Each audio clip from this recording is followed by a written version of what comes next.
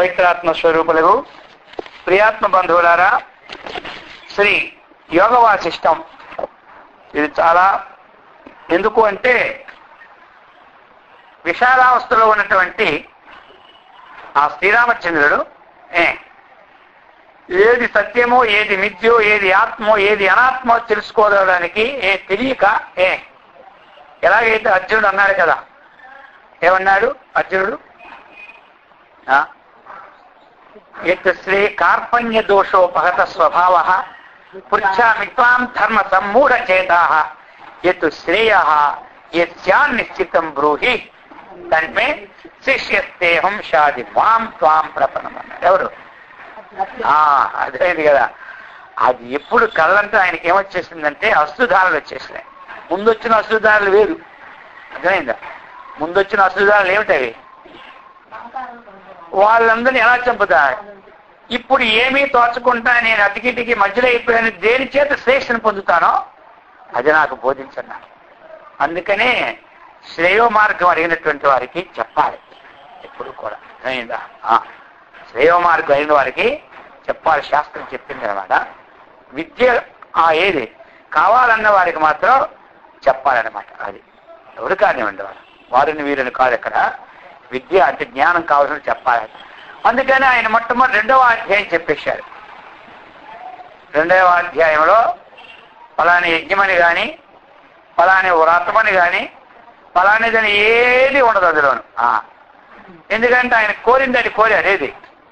ఎత్తు శ్రేయ యత్యాన్నిశ్చితం బ్రూహి తన్మే శిష్యస్తేహం షాది మాం త్వాం ప్రపన్నం. కృష్ణారా ఏమంటారు? కాబట్టి ఆయన ఎప్పుడైతే ఈ హృదయం ధరించిపోయి అడిగేశాడో ఎవరు? అప్పుడు అనుకున్నారు, ఇప్పుడు నేను ఆత్మ విషయమే చెప్పాలి కానీ అన్య విషయం ఇంకా చెప్పకూడదు తెలుసుకున్నాను.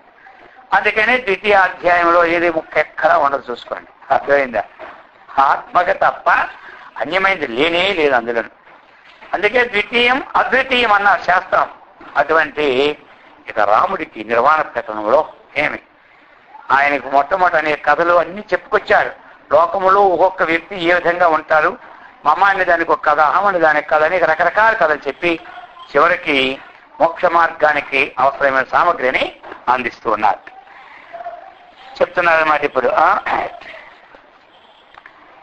ముని శృణు కథం కార్యకారిణి స్పందశాలిని చరంతి చ తనుం పుంసాం ఉపైతి పరమాభిధాం అంటున్నారు. హే ముని, చూశారు ఎంత సంభవం చేస్తున్నారు? ఎవరు? వశిష్ఠ మహర్షి. శ్రీరామచంద్రునికి ముని ఎందుకు ముని అన్నారు? చెప్పినదల్లా మననం చేస్తున్నారు. అది మరణాతిథి ముని. ఎవరు మననం చేసిన వాళ్ళందరూ ఎవరు? మునుడు. అర్థమైందా? అందుకంటే ముని శృణు కథం, కథం చెప్తున్నాడు. ఎందుకంటే ఆత్మతత్వాన్ని మననం చేసిన దానికంటే అన్యమైంది మరణం లోకంలో లేదు. అందుకని శృణు కథం కార్యకారిణి స్పందశాలిని అంటున్నాడు. మరి ఈ విధంగా కార్యకారిణి కార్యకారిణి ఏమిటి? కార్యకారిణి అంటే ఒక కార్యం ఉంది, దాన్ని స్పందింపజేసే శక్తి చైతన్యం అన్నమాట. అయిందా? ఇప్పుడు మనకి ఈ వస్తువు ఉంది, మరి ఈ వస్తువుని మనము ఈ వస్తువు ఏమిటి ఉంది, ఇది ఒక కార్యం ఏమంటారు. ఇది దీన్ని మనం తీసి పెట్టాలంటే అది ఇక్కడికి వచ్చి కూర్చోదు, మళ్ళీ అక్కడికి వెళ్ళదు. ఏమంటారు? మరి దీనికి ఏముండాలి? అది దీన్ని స్పందన చేయడానికి చైతన్యం అవసరం. అందుకని ఈ పరమ చైతన్యం ఏం చేస్తుంది తెలుసా? ఈ జీవుల శరీరంలో ప్రవేశించి కార్యములను ఆచరింపచేస్తుంది. ఏం చేస్తుంది? ఈ లోపల ఎన్ని ఉన్నాయి? కరణాలు ఉన్నాయి లేవా? ఈ లోపల ఎన్ని ఏంటి? ఇంద్రియాలన్నీ జ్ఞానేంద్రియాలు, కర్మేంద్రియాలు, మనస్సు, బుద్ధి. ఇది కరణం. కార్యకారణ సంఘాతం అంటారు. దీనికి ఏమంటారు? కార్యకారణ సంఘాతం అంటారు. ప్రవేశించి కార్యములను ఆచరింపచే ఈ విధిని ఏమి చెప్తున్నారు? దేహములు ప్రవేశించి చలనయుక్తమై స్నాత, భోక్త, బ్రహ్మణాది సంజ్ఞలను బరే విధానమును చెప్పుతున్నాను వినుము. ఇది ఎలాగైతే సంజ్ఞ పొందిందో, ఈ విధంగా కార్యకరణ అయిందో ఆ విధానాన్ని చెప్తున్నాను విను అంటున్నారు అనమాట. ఈ విధంగా అస్యాహ ప్రసాదాదిహసా చిత్కలంకవతి మునే జగద్గంధర్వ నగరం కరోతి న కరోతి చ. అస్యాహ ప్రసాదాత్, అస్యాహ ప్రసాదం అంటే ఈ చైతన్యం యొక్క ఈ యొక్క మాయాశక్తి యొక్క చైతన్యం ఒక్కటి ఏం చేయదు కదా, దాని మాయను ఉపాధిగా తీసుకొని ఏం చేస్తుంది, ఏ అఘటన ఘటన పట్టి సమస్య. ఈ మాయ ఏం చేస్తుంది తెలుసా, నందిని పంది చేస్తుంది, పందిని నంది చేస్తుంది. ఇది సామాన్యం కాదనమాట. మానవుడిని కింద పై పడుతుంది, పైన కింద పడతారు.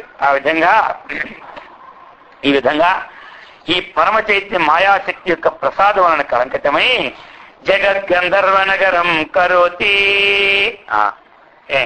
ఆకాశంలో పుష్పం అంటారు. ఆకాశంలో పుష్పం ఉంటాయా? ఆకాశంలో పుష్పాలు ఎక్కడుంటే భూమి మీద ఉంటాయి, కానీ ఆ విధంగా కల్పింప చేస్తుంటది అనమాట. ఏమిటి ఈ జగత్తని, ఈ మాయ.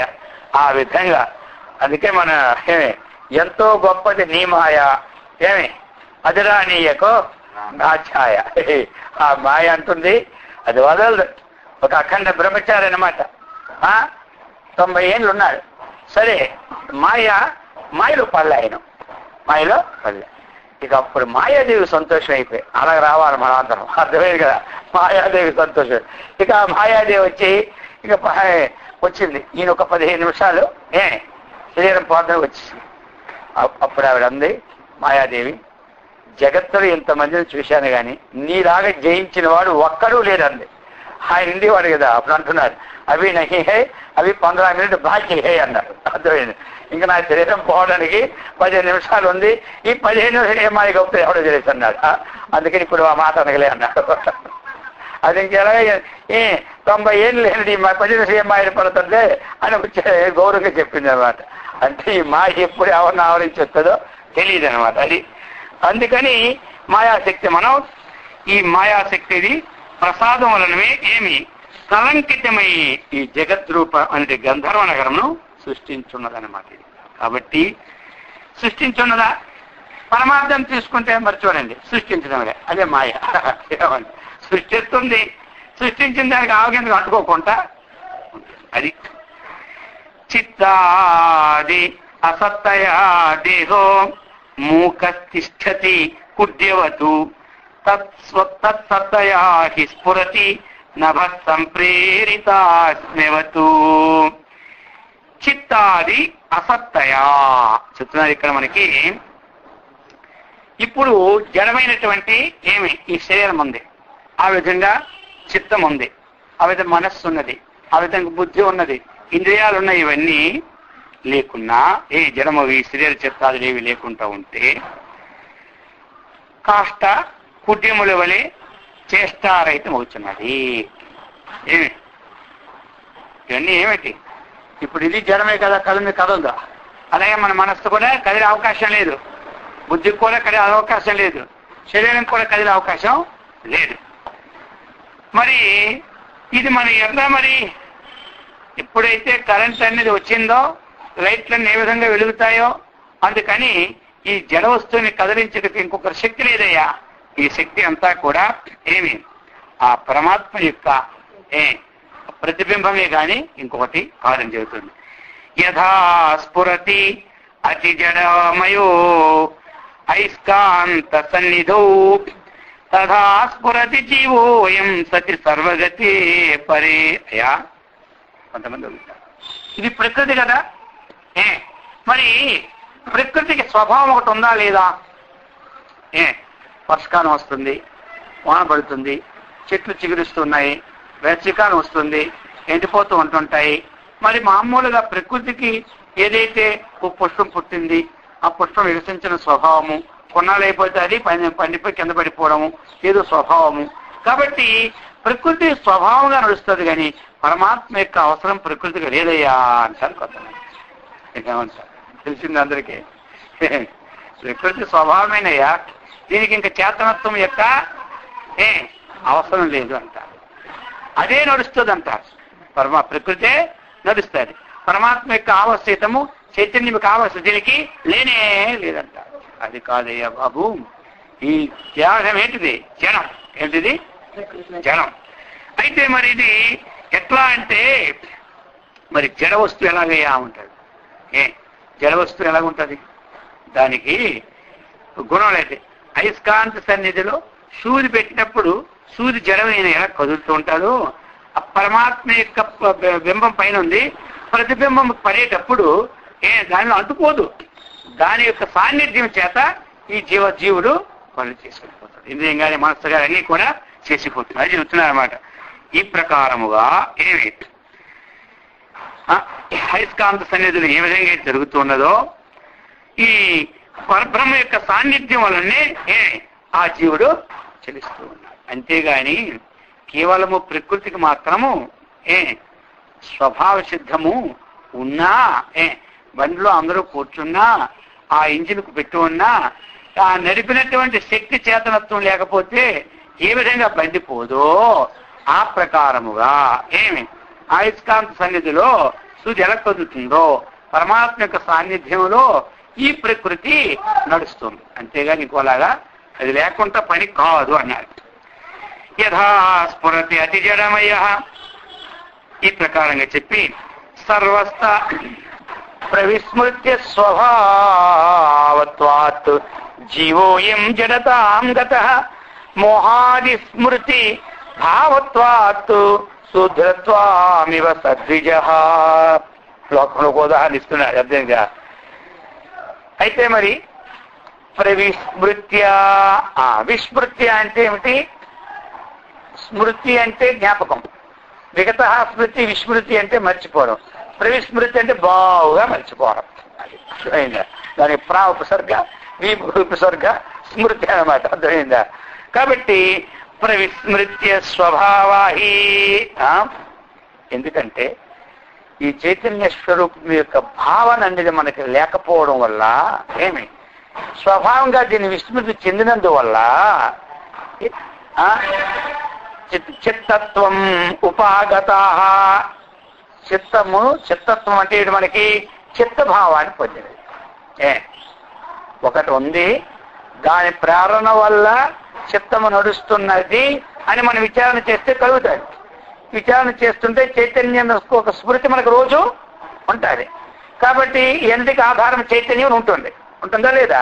ఇప్పుడు చైతన్యం యొక్క స్మృతి పోయి చిత్తమే ఆ యొక్క చిత్తాన్ని, ఈ జడమైన చిత్తాన్ని మనం ఇప్పుడు ఏమనుకుంటున్నామో ఆత్మ అనుకుంటున్నాం. ఈ చిత్తం పనిచేస్తుంది కదా.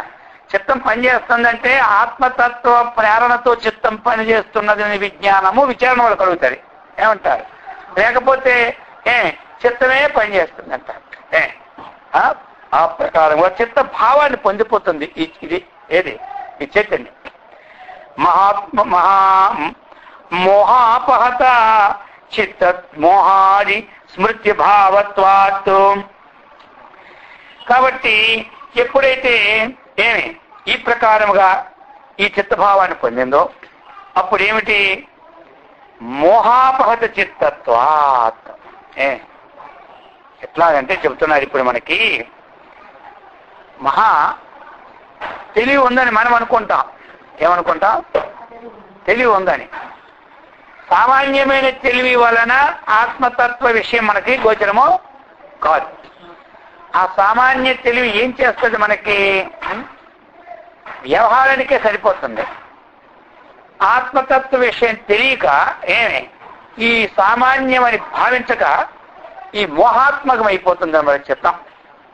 అర్థమైందా? ఆత్మతత్వ విషయం తెలియక సామాన్యమైన విషయమే సత్యంగా భావించుకొని ఏమవుతుంది? ఇది మోహాత్మకం అయిపోతుంది అనమాట. అందుకని ఆ మోహాత్మకంలో ఉన్నటువంటి వారు బ్రాహ్మణుడైనా సరే మహాత్ముడైనా సరే ఏమైపోతున్నాడు? ఉత్తముడు అనిపించుకోరు. ఏమనిపించుకోరు? ఉత్తముడు అనిపించుకోరు. అలాగనే ఈ చైతన్యము ఈ చిత్తాకారాన్ని పొంది ఇప్పుడు చిత్తత్వమే గాని ఇంకోటి కాదని మనం అనుకుంటున్నాం. అర్థమైంది? ఇప్పుడు ఏ విధంగా అయితే ఈ మోహావశ్యమున ఈ ఉన్నటువంటి వాడు ఏ కర్మలు ఆచరిస్తాడు? మంచి కర్మలు ఆచరిస్తాడా? ఆచరించాడు. చెడ్డ కర్మలే ఆచరిస్తాడు. చెడ్డ కర్మలు ఆచరించిన వాడు ఏమవుతాడు? పవిత్రుడు అనిపించుకుంటాడా? అపవిత్రుడు అనిపించుకుంటాడు. ఆ ప్రకారముగా ఇదేమవుతుంది? విషయం తెలుసుకుంటే వాడు నా స్వరూపం మీద బాధపడిపోద్ది. అది తెలియక మనం ఏంటి అలాగనే ఈ చేతన రూపం చిత్తత్వాన్ని పొంది ఇవి ఒక విశాలమైనది, ఒక కుంఠితమైన దానిగా మనము భావించుకుంటున్నాం. అది చెప్తున్నారు. జడయా అవశయ దేహో వాతశక్తి సమానయం సంచాల్యతే తదనయా వారీవ వీచి మాలయా. ఇక్కడ చెప్తున్నారు జడయా అవశయ దేహ వాతశక్తి సమానయా. ఇప్పుడు నీటికి స్వభావంగా ఏమి సంచలనము లేదు. నీటికి స్వభావంగా చలనము లేదు. ఏమంటారు? నీటికి స్వభావంగా చలనం ఉందా? లేదు. ఎట్లా మరి ఆ చలనం వస్తుంది? వాతశక్తి. వాత అంటే గాలి, అర్థమైంది కదా. నీటికి సమానంగా ఎప్పుడు చలన శక్తి అంటూ లేదు. అగ్ని చలన శక్తి ఉందా? లేదు. అది నీటికి చలన శక్తి లేదు. అయితే చెప్తున్నారు ఇక్కడ మనకి వాతశక్తి సమానయా. కాబట్టి వాతశక్తి వల్ల, గాలి వల్ల తరంగములు ఏర్పడతాయి. ఆ గాలి అలాగ దాన్ని తగిలి ఒక్కొక్క తరంగా ఏర్పడతాయి. ఆ తరంగాలు ఎప్పుడు వచ్చినాయో అప్పుడు స్వభావంగా ఉన్నటువంటి నీటికి కూడా ఏ గుణం వచ్చింది? చలనం వచ్చింది. అర్థమైందా?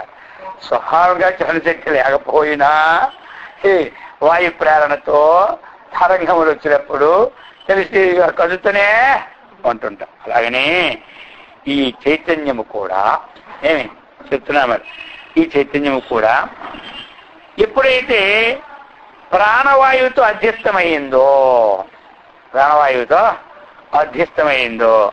అప్పుడు ఏమవుతుంది? ఈ శరీరం అంతా సంచలితం అవుతుంది. గాలి నీటి మీద అధ్యస్తమైనప్పుడు నీటికి చలనం కలిగినట్లుగా చైతన్యము ఆ యొక్క ప్రాణమందు అధ్యస్తమైనప్పుడు శరీరము సంచలితం అవుతున్నది అని చెప్తున్నారు. ఈ విధంగా అర్థాత్ ఏంటి? శరీరానికి కూడా స్వభావంగా చలన శక్తి లేదు. కర్మాత్మనావరాకేన జీవేన మనసామునా చాల్యంతే దేహయంత్రాని పాషాణా ఇవ వాయునా. అదే ఉదాహరణ పలకొచ్చు, గట్టి పద్ధతి చెప్తున్నాను. ఇంకేమని ఇప్పుడు మనం ఎగరేస్తూ ఉంటుంటాం, కొన్ని బియ్యం ఎగరేస్తూ ఉంటుంటాం. అదేమవుతుంది? గాలికి ఎగిరి బరువు కింద పడుతుంటాయి, తక్కువ పక్కకి ఎగిరిపోతూ ఉంటుంటాయి. అలాగనే ఒక నౌక ఉంది, లేకపోతే ఒక బండి ఉంది. ఆ బండిలో మనం అన్ని కొన్ని రాళ్ళు వేసాం, అర్థమైందా? రాళ్ళు. ఇప్పుడు మనకి ఆ బండి వెళ్ళేటప్పుడు ఏమవుతాయి? ఆ రాళ్ళన్నీ కదిలినట్టు ఉంటుంటాయి. అలాగనే మనం ఒక గాలి ఏదో పెట్టాం, ఆ గాలి ఎక్కువగా వచ్చినప్పుడు అవన్నీ ఏమొచ్చాయి? కదలనటువంటివి కూడా కదులుతూ ఉంటుంటాయి. ఈ ప్రకారముగా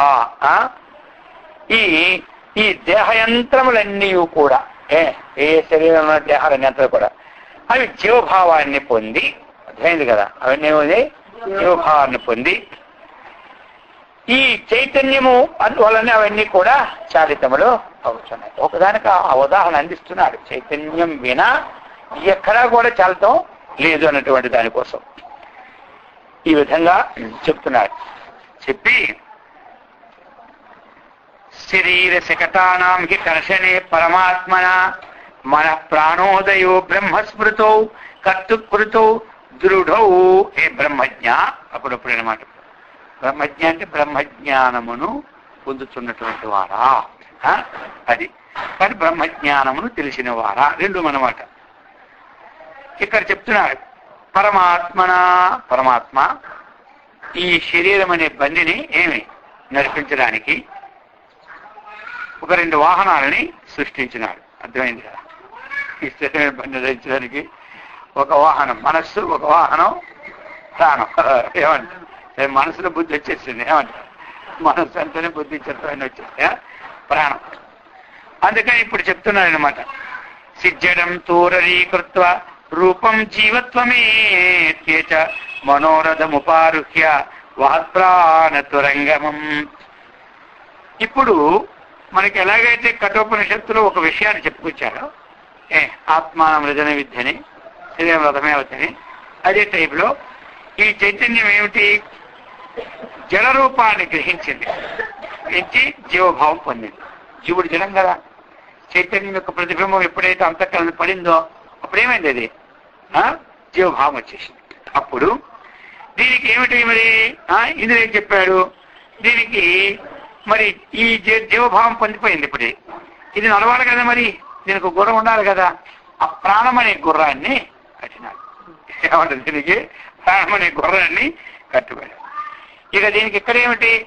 అక్కడేం చెప్పాడంటే మన ప్రగ్రహ అన్నరహ అన్నారు. ఇక్కడ కఠోపనిషత్తులో మనస్సుని కళ్యముగా చెప్పాడు. ఇక్కడ దాంట్లో భావంలో 2 చెప్పాడు కదా ముఖ్యమైనవి. కాబట్టి ఇది రథమని ఒకటేమో గుర్రం కింద తీసి ఇప్పుడు మనస్సుని రథముగా ఎక్కినాడు. మనస్సుని రథాన్ని ఎక్కాడు. ఇప్పుడు ఏం చేశాడు? చైతన్యం అన్నింటిలో అనువర్తనం అయింది కదా. ఉంటే ఇప్పుడు మనకి జాగ్రత్త అన్నట్టు ఉన్నది, స్వప్నం ఒకటి ఉంది. జాగ్రత్త పదార్థాలన్నీ వీక్షిస్తుంటాడు, స్వప్న పదార్థాలన్నీ వీక్షిస్తుంటాడు. వీక్షించి ఉంటాడు. ఉంటే ఇక్కడ కావలసింది చిన్న ముక్క అనమాట. ఏమిటంటే ఇప్పుడు వీక్షించాడు. వీక్షించిన ఈ లోపట ఉంది కదా, ఏ వీక్షణ చేసినా, ఏ జాగ్రత్తకి వెళ్ళినా, ఏ స్వప్నంకి వెళ్ళినా దాని ఆధారభూతమైనది ఎప్పుడూ కూడా మార్పు ఉండదు. దానికి సాక్షి, దీనికి సాక్షి. అయితే మరి ఎట్లా అంటే మరి ఇప్పుడు వీటి నుంచి వేరేగా పోయిన చైతన్యం అక్కడుంటే ఇక్కడ వెలుగుతాయా? అందుకని చెప్తున్నాడు, తరంగత్వం అన్నటువంటిది, తరంగాలు వస్తుంటాయి. అది జలము నుండి వేరు ఏ విధంగా కావో, జలం నుండి వేరు, తరంగాన్ని తీసి అక్కడ పెట్టి జలాన్ని వేరే తీయగలమా? జలం కాకుండా జలమే తరంగ రూపం. ఆ విధంగా ఈ చైతన్యము కూడా ఈ జగత్తు కంటే భిన్నము,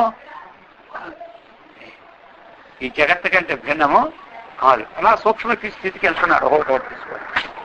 జగత్తు కంటే భిన్నము కాదు అనుకున్నప్పుడు మనకేమర్థం వచ్చింది?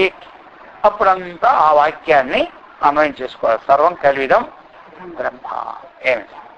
మనం ముందే జగత్తు కంటే వేరు కాదంటే జగత్తును దూరం చెయ్యం మనం. అర్థమైందా? ముందు అధ్యారోపము, తర్వాత అపవాదం. అదే ముందు అధ్యారోపం చేయాలి, తర్వాత అధ్యారోప అపవాదాభ్యాం వస్తు సిద్ధి. కాబట్టి ముందు దీని అధ్యారోపం, తర్వాత ఇది నేతి వాక్యములే అపవాదం. అందుకే ఇప్పుడు చెప్తున్నారు ఆ విధంగా ఉపజీవ్యాత్మనో రూపం పరం స్ఫురతి వృత్తిషు ఆలోకముపజీవే జీవ్యేమం రూపశ్రీ దృశ్యగా యథా. ఏదైతే మనకి ఈ చిత్రవృత్తులు ప్రతిఫలిస్తున్నాయో దేన్ని ఆశ్రయించుకొని ప్రతిఫలిస్తున్నాయి? ఆత్మను ఆశ్రయించుకొని ఈ వృత్తులన్నీ ప్రతిఫలిస్తున్నాయి. ఏ వృత్తి అయినా ఆత్మను ఆశ్రయించుకోకుండా రాదు.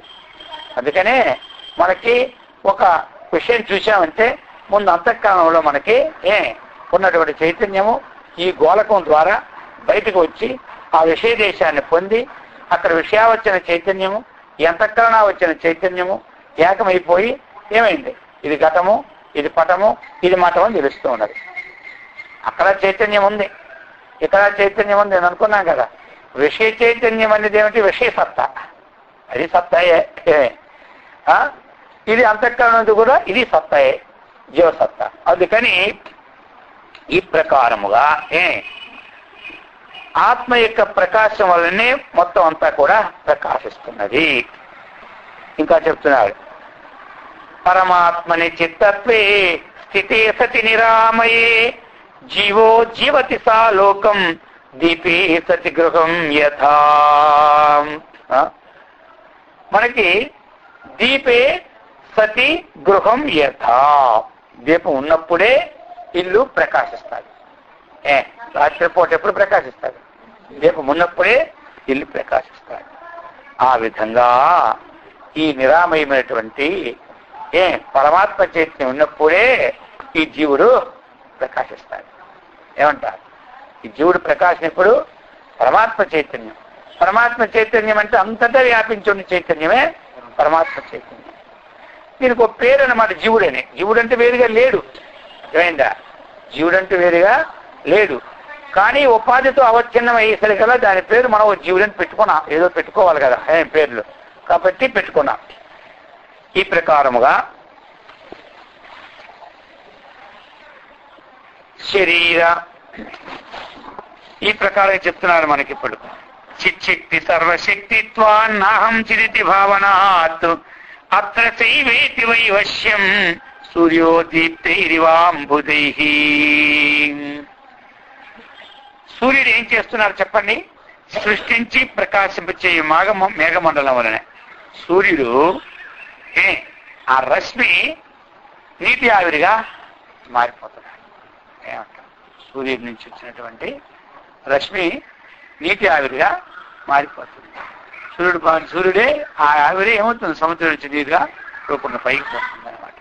అసలు సూర్యుని కిరణాలు కూడా నీటి ఆవిరిగా మారిపోతుంటాయి. ఈ విధంగా అదంతా ఏం చేస్తాయి? మనకి ఆ మేఘమండలాన్ని చక్కగా కప్పించేపిస్తాయి. ఈయన యొక్క ఆవిరే సూర్యకిరణాల ద్వారా పుట్టిన ఆవిరే మళ్ళీ అది ఎక్కడి నుంచి అయితే ఆవిరి వస్తుందో అక్కడికి తీసుకెళ్లి మేఘమండలం ఇదంతా సృష్టింపజేస్తుంది అనమాట. ఇక సృష్టింపజేసి అది ఏమవుతుంది? అంత ఒక దగ్గరే ఉంటుందా? అంత ఒక దగ్గర ఉంటుందా? అటు కొంత పోతుంది, ఇటు కొంత పోతుంది, ఇటు కొంత పోతుంది.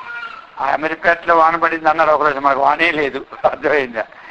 ఇక్కడ మాత్రం రాత్రి ఎప్పుడు పడిపోయిందో వాన తెలియదు. బాగానే తెల్లారి మొత్తం అంతా నీటిమయంగా అంత వాన పడినట్టు రాత్రే.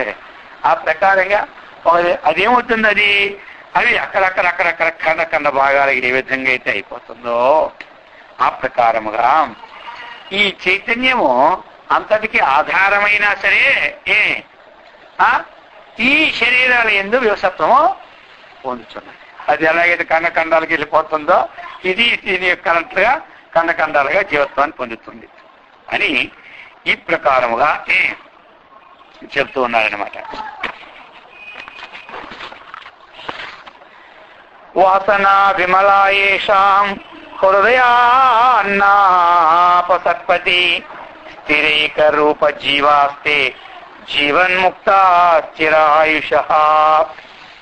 ఇది ఎందుకంటే మొట్టమొదటి కూడా మనం చెప్పుకున్నాం, వాసనా త్యాగమే మోక్షం, మనోనాశమే మోక్షం, తత్వజ్ఞానమే మోక్షం. తత్వజ్ఞానం, వాసనాక్షయము, మనోనాశం, ఈ మూడు ఒకదానికొకటి. తత్వజ్ఞానం కలిగితే ఏమంటారు? వాసనాక్షయం అవుతుంది, మనోనాశం అయిపోతుంది. కొన్ని కింద తన పైకి వెళ్ళామంటే మనకు వాసనాక్షయం అయితే మనోనాశం అవుతుంది, మనోనాశం అయితే కానీ తత్వజ్ఞానం కలగదు. ప్రకారముగా వాసన విమల ఏషాం, ఈ వాసన కూడా విమల వాసన తెచ్చుకోమన్నాడు. అర్థమైందా? వాసన ఎలా ఉండాలంటే విమలా వాసన. మరి దేవుడి దగ్గర అగరబత్తి వెలిగిస్తున్నాం, ఆ వాసన ఏమిటి? విమలా వాసన. విగత మలహ విమలహ. ఏమంటారు? మలదోషము లేనిది, దుర్గంధము లేనిది ఏమిటి? వాసన. మరి దేవుడి దగ్గర అగరబత్తిలు ఏమొస్తాయి? మంచి వాసన, చెడ్డ వాసన? మంచి వాసన. అది మంచి వాసన. కాబట్టి మనకి అవి ఎందుకు మంచి వాసన పెట్టుకోవడం? అక్కడ దేనినైనా మన యొక్క ఇంద్రియాలు లయమైపోయి ఏకాగ్రత చెందుతాయి అనమాట. అక్కడికి అర్థమైందా? మంచి వాసన వచ్చేసరికి లేవుది, ఆ వాసనాయత్తం వెళ్ళి తన్మయత్వం వచ్చేస్తారు వాళ్ళు. ఆ తన్మయత్వంలో ధ్యానం కుదిరిపోతుంది ఇంకా. ఏమంటారు? అందుకని కొంతమంది అగరబత్తి ఈ రోజుల్లో అగరబత్తిని పెట్టుకుంటే ఇప్పుడు దగ్గు వచ్చి అప్పటికిప్పుడు తేడా వచ్చినట్టుంది. అర్థమైందా? అప్పుడు అది పెట్టుకోక ధ్యానం కూర్చుంటున్నారు. ఇప్పుడు ఆ ఉన్నది కూడా ఆడిపి ధ్యానం కూర్చుంటారు. ఎందుకంటే అది అగరబత్తీలు పెట్టి దగ్గు వస్తుంది, ఇంకేమీ లేదా. అది అంటే ఇప్పుడు ఈ శరీరం ఆ విధంగా తయారైపోయింది మనకి. ఆ సుగంధమైన వాసన కూడా పీల్చుకోవడం యోగ్యత కాకుండా పోయిందనమాట. అప్పుడు పూర్వం ఏంటంటే అదంతా ఇళ్ళల్లా అండి. దాంట్లో ఏమైనా పాత ఎండిపోయిన ఆకులు కానీ దుర్గంధ వాసన ఉంటే ఆ వాసన తీసి ఈ వాసన పవిత్రంగా ఉంటుంది అన్నమాట. అర్థమైంది.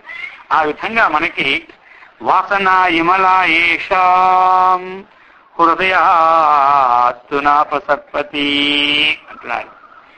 ఏషాం హృదయాత్, ఎవరి యొక్క హృదయంలో విమలా వాసన అంటే ఏమిటి? మంచి వాసన. మంచి వాసన అంటే ఏమిటి? అదే విధంగా ఉంటుంది, పన్నీరులాగా ఉంటుందా, చెట్టులాగా ఉంటుంది అంటే పన్నీరు చెట్టు కాదు. మంచి వాసన అంటే మన హృదయములో వేద విహితము లేనటువంటి కర్మల సంస్కారం మంచి మంచి వాసన. వేద నిషిద్ధము లేనటువంటి కర్మాచరణ సంస్కారము దుర్వాసన, వేద విహితము లేనటువంటి కర్మాచరణ సువాసన, వాసన. మరి ఎప్పుడైతే వేద విహితమైన కర్మలు చేస్తూ ఉన్నామో స్వభావంగా నీరు పల్లంకి పోతుంది అనమాట, ఎప్పుడు మెరక్కి పోదు. ఆ వేద విహిత కర్మలు చేసే వారికి ఎప్పుడు కూడా అంతఃకరణం పరిశుద్ధం అయిపోతుంటారు. పరిశుద్ధమైన అంతఃకరణం ఏమవుతుంది? ఏకాగ్రత చెందుతూ ఉంటారు.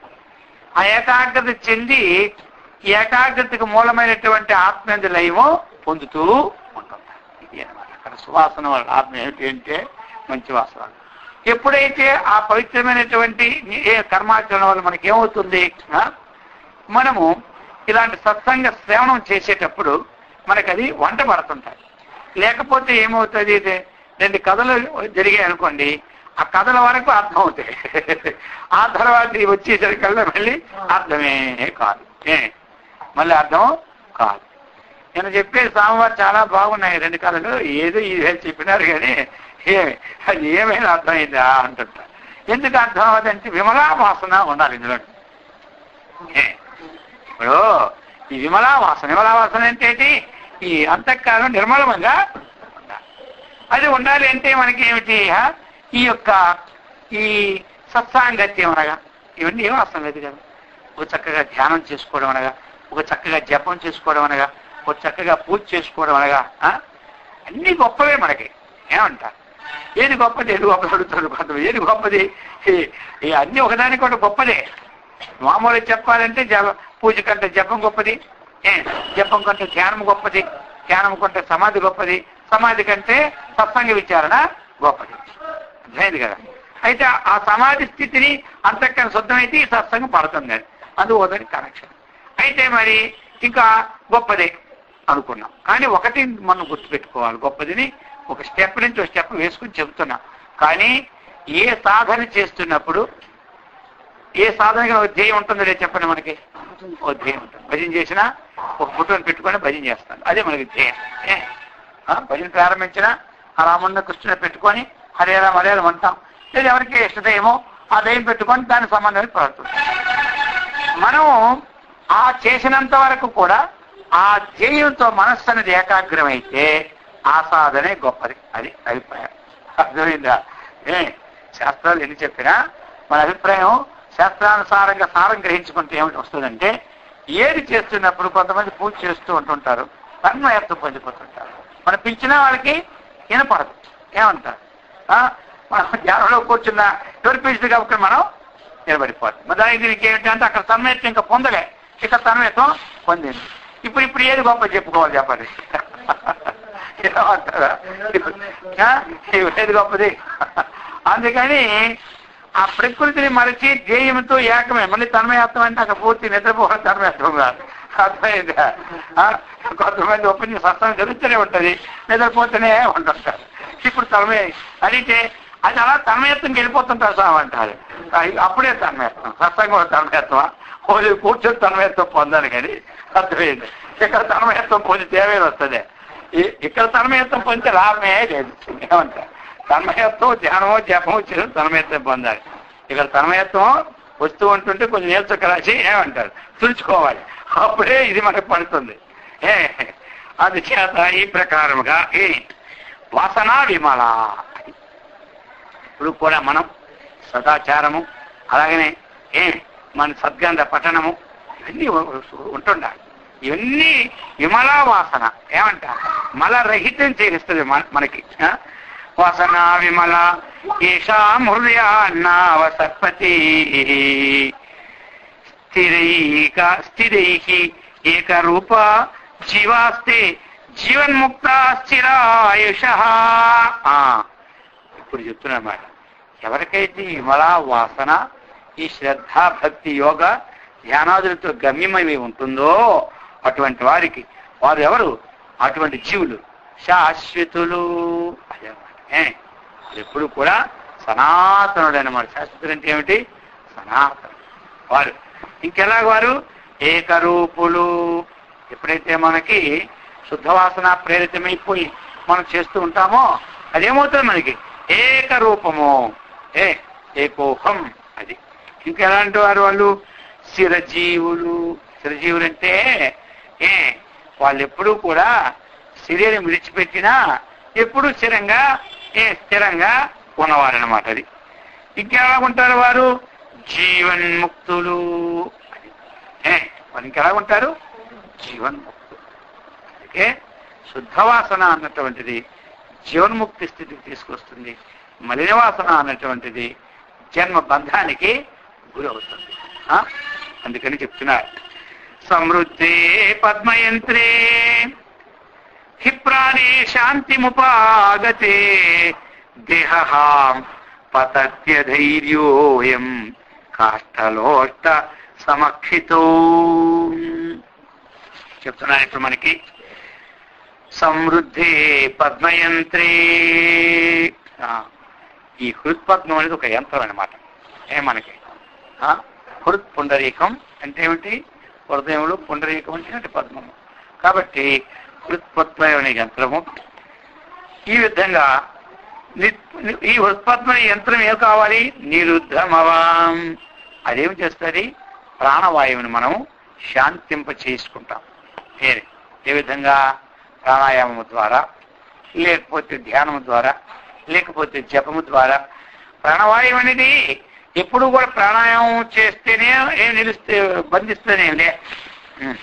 ప్రాణాయామం చేసిన చేసుకోవచ్చు, గురుముఖంగా తెలుసుకొని చేసుకోవచ్చు. లేని వాళ్ళు మన ధ్యానంలో కూర్చొని ధ్యానం చేస్తున్నా ప్రాణవాయువు ఆగిపోతుంది, నిరుద్ధం అయిపోతుంది. ఏమంటారు, మనం ఓంకారం దీర్ఘంగా ఉచ్చరించినప్పుడు వాయువు బంద్ అయిపోతుంది.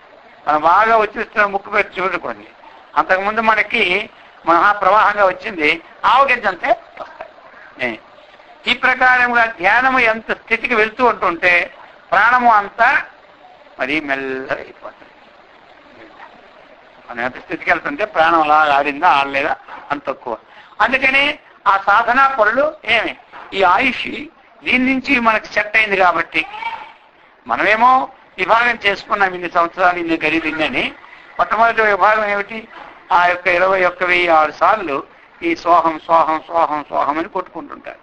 ఇక దానిని మనము ఈ ప్రాణాయామం ద్వారా కానీ, లేకపోతే ధ్యానం ద్వారా కానీ, జపం ద్వారా కానీ, వీటి ద్వారా మనము చేస్తున్నప్పుడు 21,000 సారికి వాళ్ళ యొక్క సాధనను బట్టి ఒకరికి 1,600 రోజు కావచ్చు, ఒకరికి 1000 ఖర్చు కావచ్చు, ఒకరికి 500 ఖర్చు కావచ్చు, ఇంకా తీవ్రతమ వాళ్ళకి ఒక 100 ఖర్చు కావచ్చు.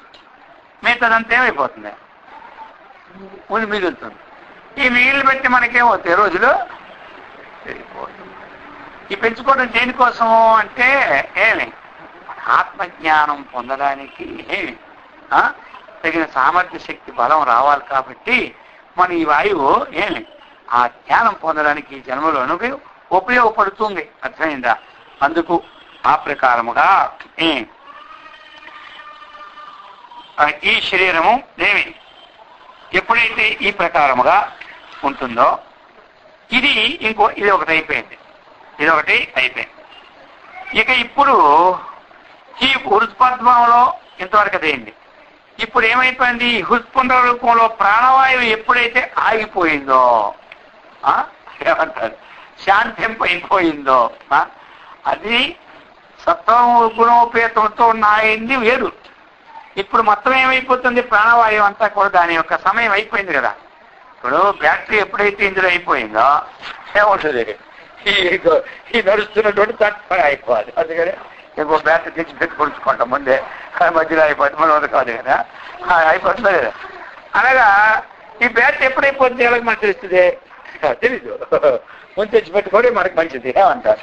ఆ ప్రకారంగా అది అలాగ ప్రాణవాయువు ఒక్కసారి దాన్ని ఎప్పుడైతే లోపల ఉన్నటువంటి ఆ శ్వాస ఇన్ని కోట్లు మనం పంపిస్తాం కదా, అది కోట్లు ఖర్చు అయిపోయిందో అది చల్లగా అయిపోతుంది ఏమంటారు, అది చల్లగా అయిపోతుంది. అది అయ్యేసరికి ఏమైపోద్ది, ఈ శరీరము ధృతి శక్తిని వీరేస్తుంది. ఏమండి ధైర్యము పట్టుకుంటుంది కదా శక్తి, ఏమి ఆ పట్టుకునే శక్తిని విడిచిపోయి కాస్త లోష్ట సమమై కట్టెవలే మట్టి పిల్లవలే భూమిపై కట్టి కొట్టామనుకునే వెళ్ళిపోతుంది. ఆ ప్రకారంగా యథైవ ఈ ప్రకారం యథైవ వ్యోమమరితి లీనం పుర్యష్టం భవేత్ తథైవ తత్రైవ తదా లయమేతి మా మనో మునే. హే మునే, ఇప్పుడైతే మరి ఈ శరీరము ఈ శరీరం బట్టి అవకాశం లోపట ఉంది. ఆ అవకాశమైన ఆకాశం ఏమైపోయింది, వాయువుతో లీనమైపోయింది. ఎప్పుడు వాయువుతో లీనమైపోయిందో అప్పుడు ఈ మనస్సు ఏమవుతుంది, ఆ అవకాశంలో లీనమైపోతుంది అనమాట. ఎప్పుడు ఆకాశం లీనమైపోతుందో అప్పుడు శుచిరాభ్యస్తభావంతు వాసనా ఖచ్చితం మనః ఎత్ర ఎత్ర భ్రమస్వర్గ నరకాది ప్రపశ్యతి. అయితే ఇప్పుడు మరి ఇది అయిపోయి శరీరం మాత్రము మనకి పోయింది, లోపల ఉన్నటువంటిది ఉంది కదా, లోపల మనకి ఇది ఆకాశంలో లీనమైపోతుంది. మరి మనస్సు దానితో సంబంధం పడిపోయింది. మరి ఆ మనస్సుని మనం ఏమంటాం, లింగ శరీరం. ఆ మనస్సుని లింగ శరీరం, అర్థమైంది కదా. లీనం గమయతి ఇది లింగం, అర్థమైందా, లీనం గమయతి ఇది లింగం. కాబట్టి ఇప్పుడు చెప్తున్నారు ఇది ఏమవుతుంది, ఇది ఎక్కడెక్కడైతే మనస్సుకి పరిభ్రమణ యోగ్యం ఉంటుందో అక్కడక్కడికి వెళ్ళిపోతుంది. ఈ వాసన ఎక్కడెక్కడికైతే పోతుంది పరిభ్రమణ యోగ్యం అక్కడికి ఏమవుతుంది, ఇదే పోతుంది. అది పోయేదేమో మంచి మార్గంగా పోతే స్వర్గం అంటాము, చెడ్డ మార్గంగా పోతే నరకం అంటాం మనం. ఈ ప్రకారముగా చెబుతున్నారు.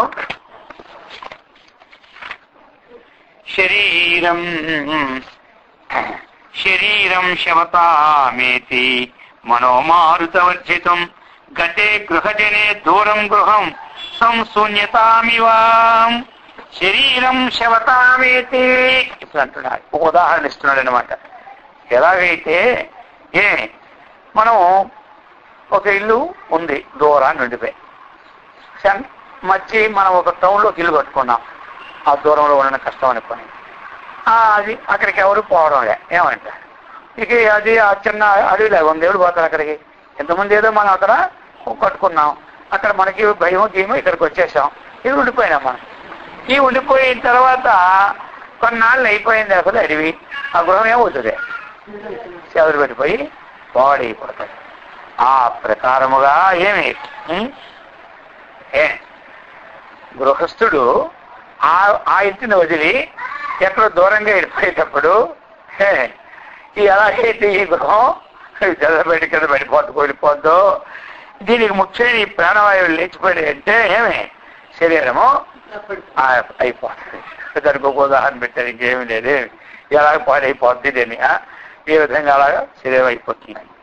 కాబట్టి సర్వగా చిచ్చేతనతో జీవీభూయ మనస్థిత పుర్యష్టకవపుర్భూత్వా సాతివాహిక దేహిని. కాబట్టి ఈ ప్రకారముగా ఒకదానికి ఒకటప్పుడు అయిపోతుంది మనకి. ఎట్లాగంటే సర్వగా, ఆ సర్వగా మీకు బ్రహ్మ చైతన్యమే. చిచ్చేతనత ఆ చైత్య భావాన్ని పొందిపోయి అక్కడి నుండి చేతన భావాన్ని పొందిపోయి అక్కడి నుండి పుర్యష్టక వపుహు జీవభావాన్ని పొందిపోయి అక్కడి నుండి మనోభావాన్ని పొందిపోయి ఇక అక్కడి నుండి సూక్ష్మ శరీరం దాల్చుతుంది. వెంటనే ఇమీడియట్లుగా అయిపోద్ది అనమాట ఇదంతా. ఒక నిమిషంలో తగటగటకం జరిగిపోదు లోపల. అయితే శరీరం విడిచిపెట్టేటప్పుడు మాత్రం మరి మనకిప్పుడు గుర్తోదు, అప్పుడు ఉంటుందో లేదు మన పోయిందో ఇంకేం గుర్తు మనగా. శరీరం విడిచిపెట్టే సమయం మాత్రం మళ్ళీ మనకి ఏ జన్మ వస్తుందో అదొక్కసారి కనబడుతుంది అందరికీ. అదొక్క క్షణం అంతే. ఎందుకు అంటే తాను ఎక్కడికి వెళ్ళాలో ముందు ఇల్లు చూసుకొని, అర్థమైంది కదా, ఈ ఇల్లు ఖాళీ చేస్తాం కానీ ముందే ఇల్లు సామాన్లు పట్టుకో ఇల్లు కొని తిరుగుతామా? ఏమంటారు? సామాన్లు పట్టుకో ఇల్లు కొని తిరిగితే ఏమయ్యా నీకు చేస్తాం అంటారు. ఆ ప్రకారముగా ఈ శరీరం కూడా విడిచిపెట్టేటప్పుడు మనం ఏ శరీరాన్ని, దేవతా శరీరాన్ని పొందుతామో, ఎక్కడ ఏ శరీరాన్ని పొందుతామో అది ఒక్కసారి మనకి ఒక రూపం కనపడుతుంది. ఎవరికి వారికే కనపడుతుంది, అది ఇంకోళ్ళకి కనపడుతుంది. అర్థమైంది?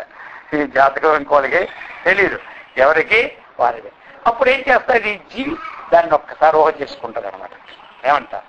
ఊహ చేసుకొని ఇక దానికి తెలిసిపోయింది, మొట్టమొదటి అడ్రస్ తెలిసిపోయింది. తెల్లడానికి ఏముంది, 4 లక్షలకేనా ఏమంటారు, ఏదో మనకు కష్టపడి తెలుసుకుంటా లేదు రావడానికి. అలాగే దీని అడ్రస్ మొట్టమొదటి చెప్పేస్తారు మనకి, ముందు వచ్చే జన్మ అడ్రస్. ఇక అడ్రస్ పట్టుకొని ఇది పోతారు అయితే ఈ లింగ శరీరం. అర్థమైందా? ఆ ప్రకారంగా ఈ ప్రకారము సూక్ష్మం దాల్చున్నది. పంచతన్మాత్రకం చిత్తం క్రోడీకృత్య వ్యవస్థితం స్వప్న భ్రమవదాకారం భావాస్థూలం ప్రపశ్యతి. ఇక ఆ సూక్ష్మ శరీరం అలాగే దాచిపోయింది కదా, చైతన్య భావంతోనే వెళ్తుంది ఎప్పుడైనా పోయి. ఇప్పుడు ఆ సూక్ష్మభూతముల యొక్క సమిష్టి అనమాట, తన్మాత్ర పంచకం క్రోడీకృత్య అని అదంతా ఆ సమిష్టి సూక్ష్మ శరీరము. ఈ చిత్తాన్ని ఏం చేస్తుంది సూక్ష్మ శరీరం? ఈ చిత్తాన్ని సూక్ష్మ శరీరం తన ఒళ్ళో వేసేసుకుంటారు. చిన్న కురవాణి తల్లి ఎలా బయటికి పోని ఒళ్ళు వేసుకుంటారో ఇక ఈ చిత్తాన్ని అటు పోకుండా ఈ సూక్ష్మ శరీరము తన ఒళ్ళో వేసేసుకుంటారు. ఇక ఆ భావన బలమున స్వప్న భ్రమ వత్తు స్థూల శరీరం అది వేసుకొని ఆ భావన ముందు చేసుకున్నారు కదా, ఆ భావన భ్రమతో స్వప్న భ్రమ వలె రాత్రి స్వప్నం వస్తే తెల్లారికి ఇది లేనట్టుగా ఆ సూక్ష్మం ఏం చేస్తుందంటే ఆ భ్రమతో ఆ స్థూల శరీరాన్ని మళ్ళీ పొందుతూ ఉన్నది. కాబట్టి దృఢభావనీయ పశ్చాత్తత్రైవ రసశాలిని అతివాహిత దేహత్వం విస్మరత్యఖిలం క్షణాత్. ఇక ఈ భావన ఏమిటి? దృఢం. అది అనుకుంటుంది ఇక ఎప్పుడైతే ఇందులో ప్రవేశించిందో నా భావన దృఢం, ఇది సత్యం అని దీని యందు ఈ లింగ శరీరము ఆసక్తిని ఆ లింగ శరీరాన్ని తీసుకుంటూ ఈ యొక్క స్థూల శరీరాన్ని ధారణ చేసిన తర్వాత దానికి ఇంకేమైపోతుంది? ఇప్పుడు మనము ఒక గొర్రెను తీసుకొచ్చాం, రోజును మేపుతూ ఉన్నా తీసుకొస్తూ ఉన్నాం. దానికి భావన ఏమవుతుంది? ఈ ఇల్లే మంది, ఈ యజమానే నాకు సంబంధమైన వాడు, ఎందుకంటే దానికి ఇంకా తెలియదు. అలాగనే ఈ సూక్ష్మ శరీరం మీ శరీరంలో ప్రవేశించి దీని ఎందు ఆసక్తిగానే ఈ భావంలో అనేది ఉండిపోతుంది. అసత్యేవ శరీరే అస్మిన్ కృతకృత్రిమా భావన నయతి అసత్యం సత్యత్వం సత్యం చాపత్యతామసి. ఈ ప్రకారముగా ఈ అసత్యమైనటువంటి శరీరంలో ప్రవేశించి దీన్ని ఏమనుకుంటుంది? సత్యత్వ బుద్ధి దీని ఏం తీసుకుంటుంది. దానికేం తెలుసు? ఆ విధంగా ఇప్పుడు అసత్యమును సత్యముగాను సత్యము అసత్యముగాను భావిస్తుంది. అసత్యాన్ని సత్యంగా చేసుకుంటుంది, సత్యాన్ని అసత్యంగా చేసుకుంటుంది అన్నమాట. ఈ ప్రకారముగా క్షీణే పుర్యష్టకే చిత్తం యథా వ్యోమనిలీయతే తథా స్ఫురతి దేహోయం మృత ఇత్యుచ్యతే చ. మరలా ఈ పుర్యష్టకం నశించిపోద్ది, చిత్తం మళ్ళీ ఆకాశం లీనమైపోద్ది, మళ్ళీ ఈ శరీరం కాష్ట పాషాణం వలె అచేతనం అయిపోతుంది. పునరపి జననం, పునరపి మరణం. ఈ స్థితిని ఎప్పుడైతే శరీరం విడిచిపెట్టిస్తే మనం దీనికి ఒక పేరు మృతం అని. ఎందుకంటే అమృతం అంటే ఎల్లప్పుడూ లేనిది కాబట్టి, ఎల్లప్పుడు ఉన్నది కాబట్టి, మృతం అంటే ఎప్పుడు లేనిది కాబట్టి దీని పేరేం పెట్టారు? మృతం అని పేరు పెట్టేస్తున్నారు దానికి. ఈ ప్రకారముగా స్వభావశతో జీవో విస్మృత్య శక్తి మృత్యతి వైవస్యాత్ కాలవశత పర్ణం జర్జరాతామివా. ఇప్పుడు మనకి కొత్తదే వసంతకాలం వస్తే కొత్తగా మామిడికాయలు చిగురులన్నీ పెడుతూనే ఉంటాయి, చెట్లన్నీ కూడా. మరి అవి అలా ఉంటుందా?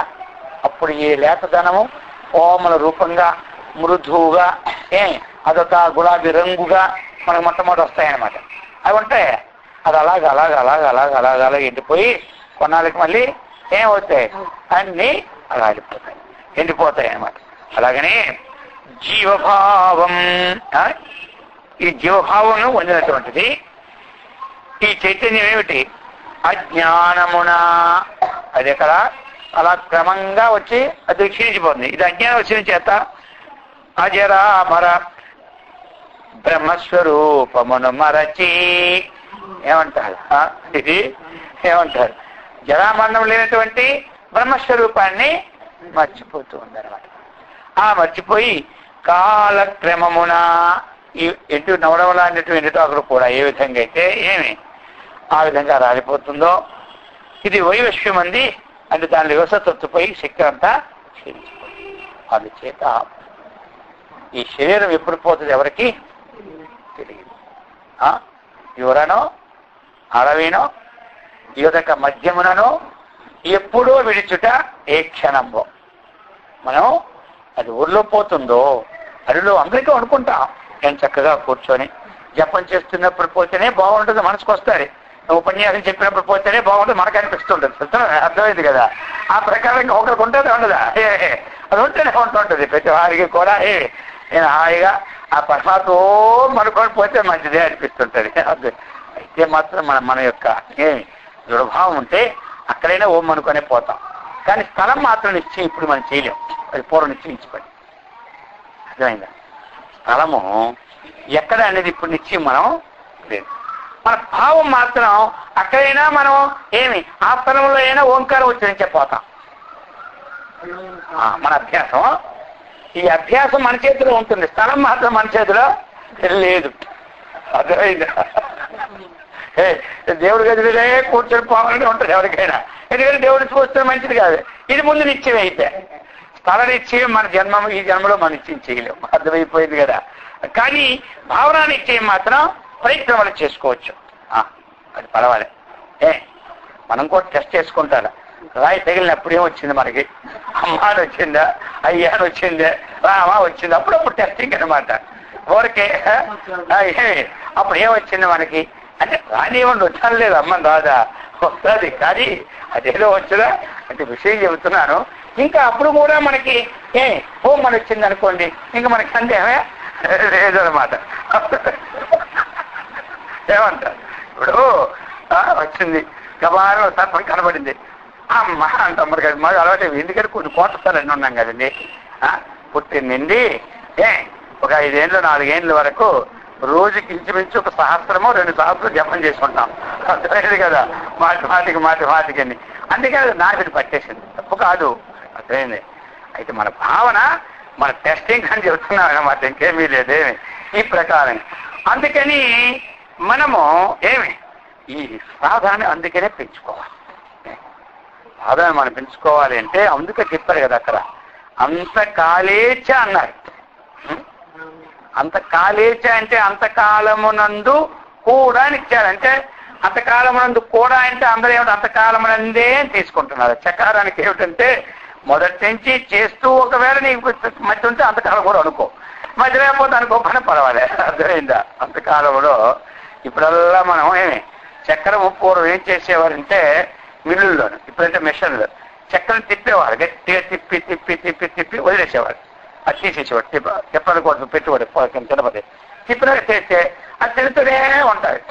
అలాగే మనం ఈ యొక్క జాగ్రత్త దశలో మన అవయవాలని బాగున్నప్పుడు మనం అభ్యాసం చేసుకుంటే ఈ మనస్సు ఏమవుతుంది, తిరుగుతూనే ఉంటుంటది. మనకి ఏదో కారణవశాత్తు మనస్సు మైకంలో మంచి ఏంటంటే స్మృతి తప్పైనా లోపల యంత్రం ఉంది కదా, అది తిరుగుతూనే తిరుగుతుంది. అది ఎప్పుడు తిరుగుతూనే ఉంటుంది. అందుచేత మనం ఏం చేయాలి, ఇప్పుడే చూసుకోవాలి. ఒక్కటి నిశ్చయం అయిపోయిందా లేదా, ఏది నిశ్చయమైనా లేదా, రెండు నిశ్చయమైనా లేదా, సంతాన నిశ్చయమైనా లేకపోయినా, ఇల్లు నిశ్చయమైనా లేకపోయినా, ధర్మ నిశ్చయమైనా లేకపోయినా, ఏమంటారు ఏది నిశ్చయం, మరణమే నిశ్చయము, ఇది నిశ్చయం అయిపోయి ఏమంటారు, ఇది మాత్రం నిశ్చయమే. యువరను అడవినో యుదక మధ్యమునను ఎప్పుడో విడచుట ఈ క్షణంబో చెప్పగలవా. మా కాశీలో మా పండితుడు మాకు చెప్పిన ప్రజలు గొప్పవాడు, ఆమె చూసారు కదా, ఆమె స్వప్నాచార్య, ఆయన తెల్లగా ఉంటారు. అయ్యా మీరు అందరూ ఒక ఆశీర్వాదం ఇచ్చే అంటారు. మేము స్వాములంగా ఏంటి, నేను ఇలాగ మీకు వేదాన్ని చెబుతుంటే నేను ఇప్పుడు పోవాలంటాడు. నాకు ఇది కావాలి, మీ వాళ్ళు నేను చదువుతుంటారు, మీరు అందరూ స్వాములు కదయ్యా, నేను నీ గురువునైనా మీరు స్వాములు కదా, మీ అందరూ రోజు నాకేమి ఇవ్వాలి, మా గురువు గారు వేదాంతం చెబుతూనే పోవాలంటున్నాను. ఈ పవిత్రమైన అందుకే కాశీ వదిలిపోవడం భయం, మళ్ళీ రాత్రికి వచ్చాడు, ఏవో ఎప్పుడు పోద్దు. ఇన్నాళ్ళు కాశీలో ఉండి కాశీలో ఉండని ఉద్దేశం. ఆయన ఒక కాశీ నివాసం వేసుకోండి, పెళ్లి ముత్యం నివాసే.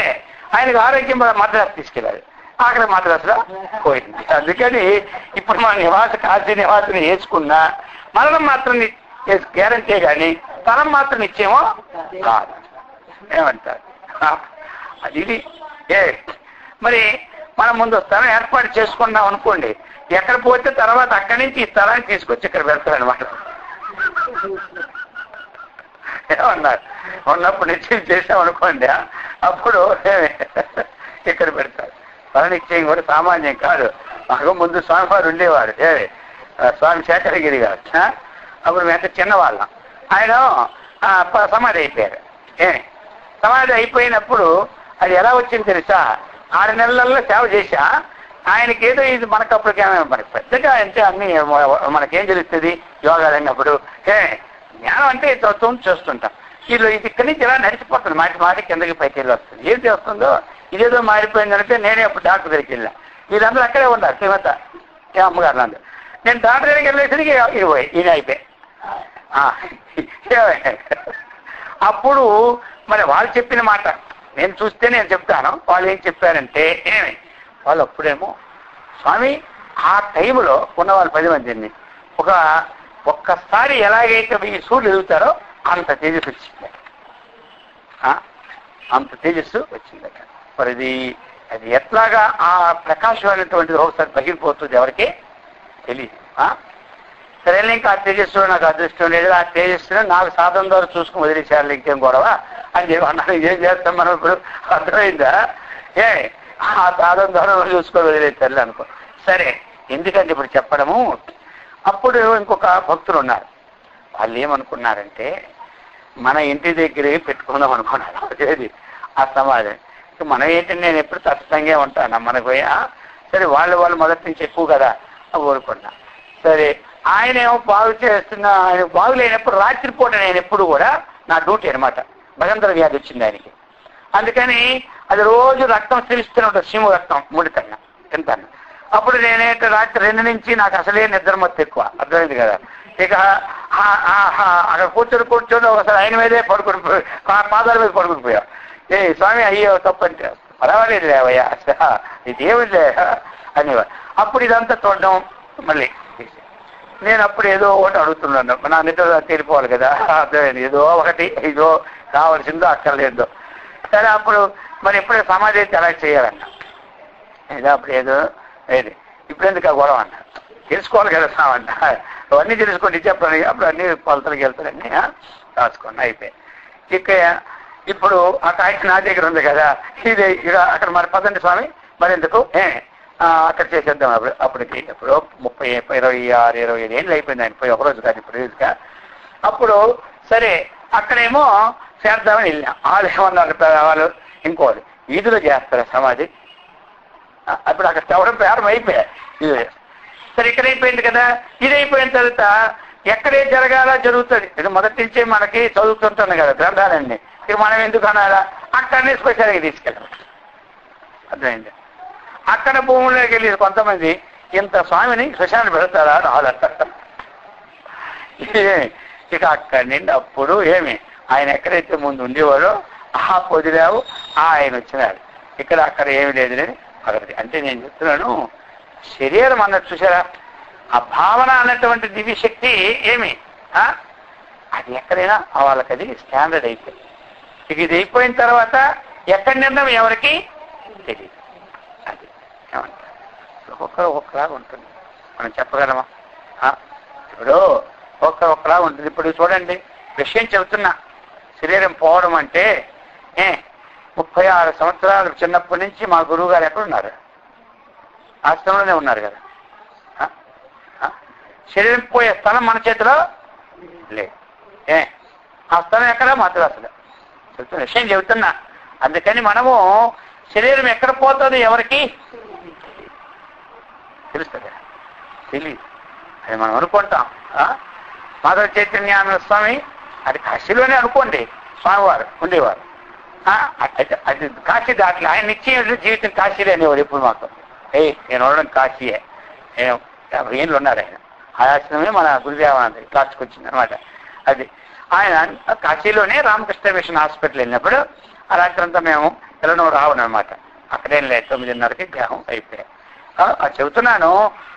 ఏ స్థలంలో ఎక్కడ కూర్చొని పోవాలనేది మన చేతిలో లేదు, గుర్తుపెట్టుకోండి.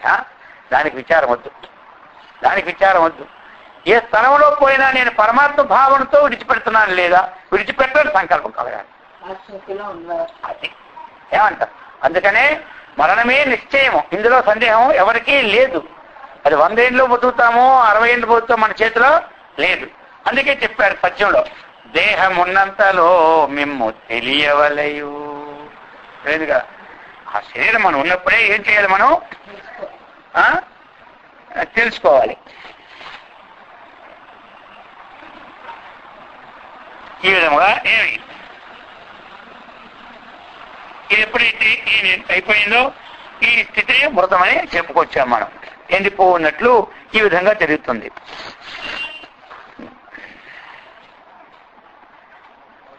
జీవశక్త్యా పరామృష్టే నిరుద్ధే పద్మయంత్రకే ప్రాణే సంరోధమాయాతే మ్రియతే మానవో మునే. ఎప్పుడైతే మనకి ఈ యంత్రం జీవస్మృతిని ఎప్పుడైతే కోల్పోయిందో, ఈ నిశ్చలమైనటువంటి ఆ మనస్సు ఈ ప్రాణవాయువు నిరుద్ధమైపోతే అప్పుడు మనుషుని మృతుడందురు అని ఒక చెప్పుకొచ్చారు. ఈ ప్రకారముగా వృక్షపత్రములు యథాసమయమున ఏ సమయం ఏ ప్రకారముగా పుడతాయో అది అక్కడికి వచ్చామని ఎండి రాలిపోయినట్లు ఏమవుతాయి మనుష్య శరీరములు కూడా గ్రహించుకోవాలని ఏమంటారు. మనకు ఉదాహరణ, వృక్షపత్రం ఎలాగైతే పోతుందో మన శరీరాలు కూడా ఎప్పుడు రాలిపోతాయో తెలియదు. ఆ ఆకులు ఎప్పుడు పోతాయో ఎవరు తెలుసు? రాత్రి మీద పడతాయో, ఉదయం పడతాయో, మధ్యాహ్నం పడతాయో ఎవరు తెలుస్తుంది? అందుచేత జాయంతే చ మ్రియంతే చ నా శరీరాని శరీరినాం పాదపానాంచ పర్ణాని కాతత్ర పరిదేవనా. మరొకసారి ఇస్తున్నది. వృక్షపత్రములు ఎలాగైతే మనకి వలె మనుష్య శరీరం కూడా పుట్టుచూ ఉంటుంది, పోవచ్చు ఉంటుంది. ఈ జనన మరణములు అనేటివి జాతస్థితి ధ్రువ మృత్యు ధ్రువం జన్మ మృతస్థితి తస్మాత్ అపరిహార్యార్థే నత్వం శోచితుమర్హసి అన్నాడు. దానికోసం ఎందుకయ్యా నువ్వు విచారిస్తున్నాడు? ఇక్కడ కూడా అన్నాడు కాతత్ర పరిదేవనా.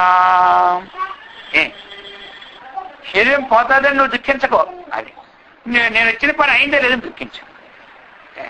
ఇప్పుడు మనం శరీరం పోతాదని వద్దు, నేను మానవ జీవితానికి వచ్చిన పని నేను చేసుకున్నానా లేదా ఇది కావాలి. మనం వచ్చిన పని అయిపోతే సంతోషం. ఎప్పుడు ఆల్రెడీగా చూస్తూనే ఉంటాం. అర్థమైంది కదా? కొనుక్కొని ఉంటే టిఫిన్ రెడీగా తినొచ్చు. అర్థమైందా?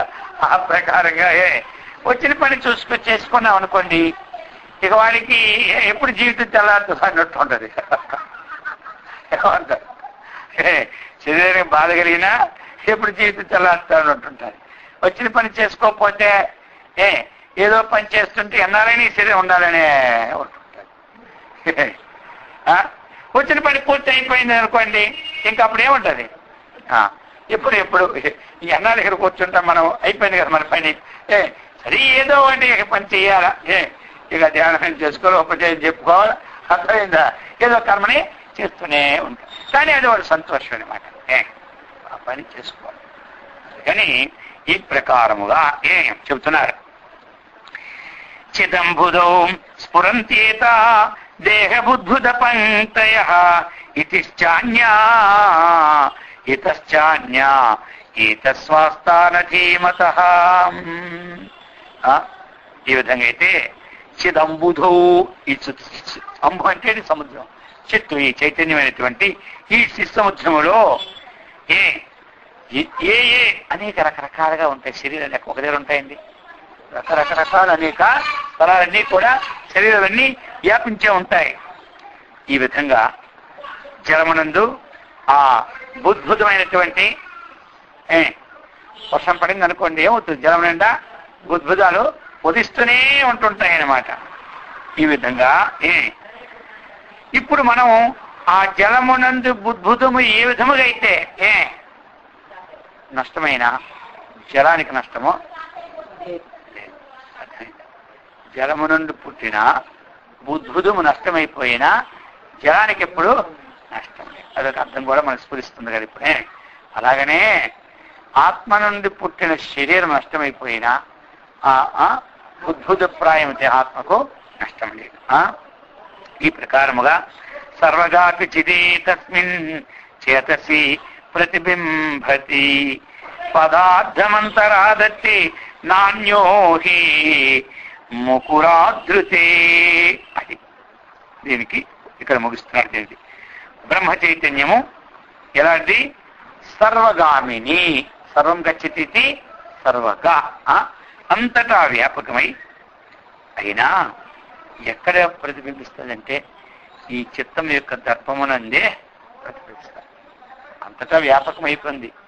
గోడ ఎందు ప్రతిబిస్తుందా? ప్రతిబింబించదు. గోడ చూస్తే మన ముఖం కనబడుతుందా? కనపడదు.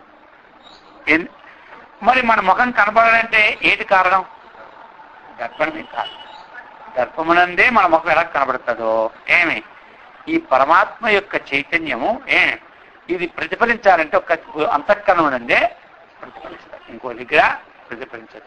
అంతఃకరణంలో ప్రతిఫలించినప్పుడు మనకేం తెలుస్తుందంటే ఈ యొక్క ఇది జ్ఞానము, ఇది అజ్ఞానము అన్న విశేషం మనకు కలుగుతుంది. అందుచేత ఎక్కడ ఈ సాక్షాత్కారం అంటే మనకి మన హృదయంలో ఉన్నటువంటిది పరమాత్మ ఒక్కరే, నిత్య శుద్ధ బుద్ధ ముక్త స్వరూపుడు, సచ్చిదానంద స్వరూపుడు, సర్వాంతర్యామి, సకలలోక నియామకుడు అన్నటువంటిది ఈ అంతఃకరణములో స్థిరమైనటువంటి మనకి అయిపోతే మన అంతఃకరణంలో మనం అర్థంలో ముఖం చూసుకున్నట్టు మనలోనే మనం ఆ పరమాత్మను చూసుకున్నట్టు భావన. కాబట్టి అందరూ కూడా ఈ విధంగా ఇటువంటి జీవన్ముక్త స్థితిని పొంది అందరూ సత్కర్మనిష్ఠులై భగవద్భక్తులై ఆత్మవిజ్ఞాన సంపన్నులై బ్రహ్మానందముతో విరాజిల్లున్నట్లు ఆ గురుదేవుడు శ్రీకృష్ణ పరమాత్మ మనందరికీ సదా రక్షించుగాక. ఓం సహనావతు సహనౌ భునక్తు సహ వీర్యం కరవావహై తేజస్వినావధీతమస్తు మా విద్విషావహై. ఓం శాంతి శాంతి శాంతి. హరి ఓం.